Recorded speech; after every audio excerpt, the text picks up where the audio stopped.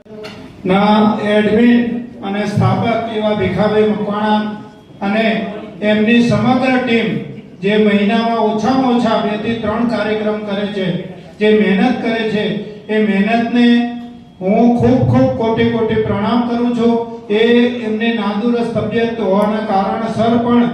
એ આ પ્રોગ્રામ એમને સતત ચાલુ રાખ્યા છે અને એના વતી આપણે બધા અહીંયા ભેગા થઈએ છીએ। આપણે એકબીજાની નવી ઓળખાણો થાય છે, આપણે એકબીજાના કામ થાય છે અને અહીંયા આ પ્રસંગને લડતા ઈશ્વરભાઈ મકવાણા સાહેબ, જે પરમાર સાહેબ, અર્જુન દાદા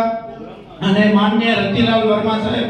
જે આ પ્રસંગો અને બીજા સમાજ શ્રેષ્ઠીઓએ જે પોતાનો સમય, કિંમતી સમય આપી અને અહીંયા હાજર રહ્યા છે, એ બદલ એ તમામનો હું ખૂબ આભાર માનું છું। સાથે સાથે હું આ ગાંધીનગર માનવ સેવા ટ્રસ્ટ, સમ્યક યુવા ફાઉન્ડેશન અને પ્રત્યાયન ફાઉન્ડેશન ધોળકા સાથે સંકળાયેલ છું। સમ્યક ફાઉન્ડેશનમાં છેલ્લા 10 દિવસમાં અમે 22 સ્કૂલમાં 3500 થી 3700 ચોપડા, શૈક્ષણિક કીટ અને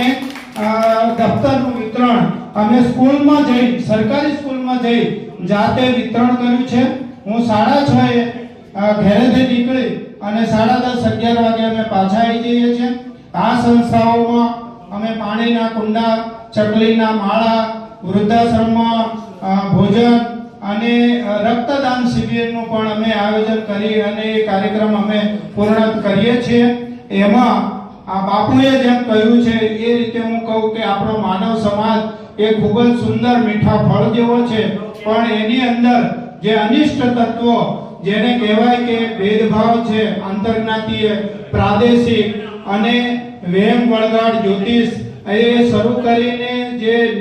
વ્યસનને લગતા જે છે એ કીડાઓ સમાજ ઉપર એમાંથી ફળમાંથી એ રસ ચૂસે છે, એમાંથી એનું પોષણ થાય છે અને આપણા સમાજને ખોખરો બનાવે છે। માટે આપણે એ વ્યસન, પછી અંધશ્રદ્ધા નાબૂદી અને બાબા સાહેબનું જે એમનું પોતાનું જીવન ચરિત્ર છે કે હાયર એજ્યુકેશન ઉંમર ગમે એટલી થાય પણ સતત તમે ભણતા રહો, એના સાથે સાથે ઉચ્ચ સ્તરે પહોંચ્યા પછી પણ આપણા સમાજને પે બેક ટુ સોસાયટી તરીકે ફૂલ લઈ અને ફૂલની પાંખડી આપણે એમને પરત કરતા રહીએ। એ ભીખાભાઈની સંસ્થા હોય કે અન્ય કોઈ પણ સંસ્થા હોય, જ્યાંથી પણ આપણે જે કંઈ મેળવ્યું છે એનાથી ડબલ આપણે બધા આપતા રહીએ અને એને સમાજનું ગૌરવ વધારીએ અને વ્યસન, અંધશ્રદ્ધા અને કુરિવાજો જે છે એ કુરિવાજોને આપણે દૂર કરવાનો પ્રયત્ન કરીએ, એકબીજાને સાથ સહકાર આપીએ।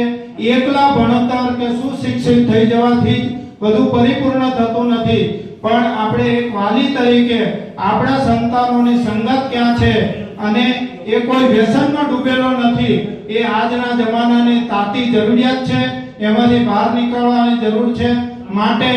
આપણે ડોગ વોચની જેમ આપણા સંતાનો એટલે સમાજના સંતાનો છે એને આપણે પ્રેરક બળ પૂરું પાડીએ, પ્રોત્સાહન આપીએ। હું મોટે ભાગે અત્યાર સુધીમાં 7 તેજસ્વી તારલાના